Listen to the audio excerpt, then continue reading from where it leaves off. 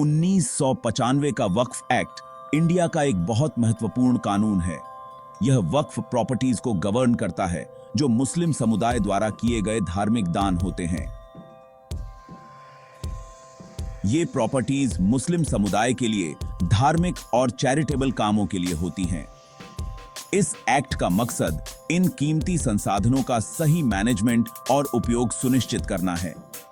Act में राज्य और केंद्र दोनों स्तरों पर वक्फ बोर्ड बनाने का प्रावधान है। इन बोर्ड को वक्फ प्रॉपर्टीज का मैनेजमेंट और देखभाल करने का काम सौंपा गया है। एक्ट वक्फ प्रॉपर्टीज से जुड़े विवादों को सुलझाने के लिए भी एक ढांचा प्रदान करता है। यह वक्फ ट्रिब्यूनल की स्थापना के माध्यम से किया जाता है। वक्फ एक्ट वक्फ संपत्तियों के प्रशासन के लिए एक स्पष्ट संरचना निर्धारित करता है। यह कानून वक्फ संपत्तियों के प्रबंधन और संरक्षण के लिए एक मजबूत ढांचा प्रदान करता है, जिससे यह सुनिश्चित होता है कि संपत्तियों का सही तरीके से उपयोग हो। राज्य वक्फ बोर्ड अपने अपने राज्यों के भीतर वक्फ संपत्तियों के दिन प्रतिदिन के प्रबंधन के लिए जिम्मेदार हैं। वे संपत्तियों की देखभाल करते हैं, उनकी मरम्मत और रखरखाव का ध्यान रखते हैं।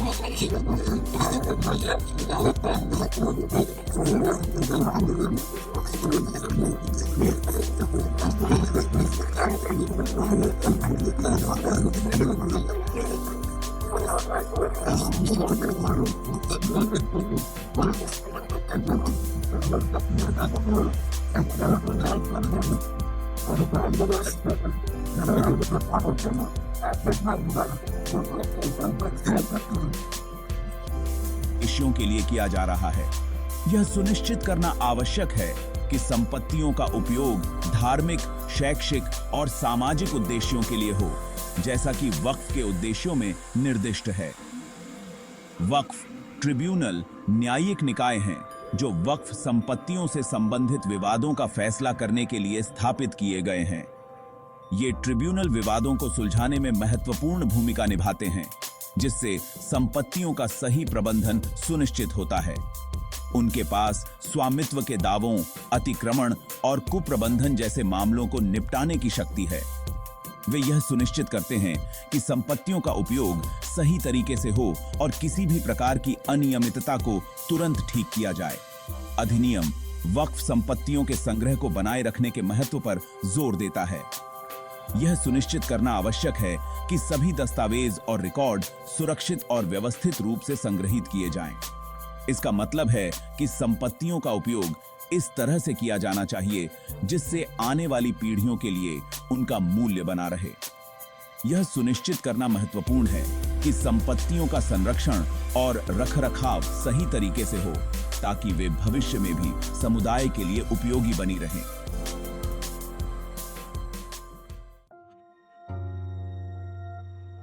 अपने अच्छे इरादों के बावजूद वक्फ अधिनियम कई कमियों से ग्रस्त है। सबसे महत्वपूर्ण खामियों में से एक वक्फ संपत्तियों के प्रबंधन में पारदर्शिता की कमी है। अक्सर इस बात का कोई सार्वजनिक लेखा जोखा नहीं होता है कि इन संपत्तियों का उपयोग कैसे किया जा रहा है और क्या उत्पन्न राजस्व का प्रभावी ढंग से उपयोग किया जा रहा है। एक और बड़ी समस्या वक्फ संपत्तियों के प्रबंधन में विशेषज्ञता की कमी है। कई वक्फ बोर्ड अक्षमता और भ्रष्टाचार से ग्रस्त हैं। इसके परिणाम स्वरूप मूल्यवान वक्फ संपत्तियों का कुप्रबंधन और दुरुपयोग हुआ है, जिससे समुदाय अपने इच्छित लाभों से वंचित हो गया है। पारदर्शिता और जवाबदेही की कमी ने शोषण के लिए एक ऐसा माहौल तैयार कर दिया है। देश के कई हिस्सों में वक्फ संपत्तियों पर अतिक्रमण बड़े पैमाने पर हो रहा है। इसमें व्यक्ति या संस्थाएं व्यक्तिगत लाभ के लिए वक्फ की जमीन पर अवैध रूप से कब्जा करना या उसका उपयोग करना शामिल है। इसके अलावा वक्फ संपत्तियों को निजी व्यक्तियों या संगठनों को कम कीमतों पर अवैध रूप से बेचे या पट्टे पर दिए जाने के कई मामले सामने आए हैं। कानून की इस घोर अवहेलना के परिणाम स्वरूप मुस्लिम समुदाय को काफी वित्तीय नुकसान हुआ है। भाग 5 कर्नाटक विवाद, कुप्रबंधन का एक केस स्टडी। कर्नाटक वक्फ बोर्ड को लेकर हालिया विवाद व्यवस्था के भीतर की गहरी जड़ें जमा चुकी समस्याओं का उदाहरण है। बोर्ड पर व्यापक भ्रष्टाचार के आरोप लगे हैं, जिसमें प्रमुख वक्फ संपत्तियों की अवैध बिक्री और पट्टा शामिल है। इन आरोपों ने मुस्लिम समुदाय के सदस्यों के बीच आक्रोश फैला दिया है, जिन्हें लगता है कि उनके हितों की रक्षा नहीं की जा रही है। कर्नाटक का मामला वक्फ संपत्तियों के प्रबंधन में अधिक पारदर्शिता और जवाबदेही की तत्काल आवश्यकता पर प्रकाश डालता है। भाग 6 राजनीति की छाया, हस्तक्षेप और उसके परिणाम। राजनीतिक हस्तक्षेप वक्फ अधिनियम के प्रभावी कार्यान्वयन के सामने एक और बड़ी चुनौती है। वक्फ बोर्ड को अक्सर आकर्षक पदों के रूप में देखा जाता है और राजनीतिक नियुक्तियां आम हैं। वक्फ प्रबंधन प्रणाली के इस राजनीतिकरण ने जनता के विश्वास को और कम कर दिया है। राजनीतिक नियुक्तियों में अक्सर आवश्यक विशेषज्ञता का अभाव होता है और वे समुदाय के हितों की सेवा करने की तुलना में अपने स्वयं के एजेंडे को आगे बढ़ाने में अधिक रुचि रखते हैं। इस हस्तक्षेप ने वक्फ बोर्डों को स्वतंत्र और प्रभावी ढंग से कार्य करने की क्षमता को बाधित किया है।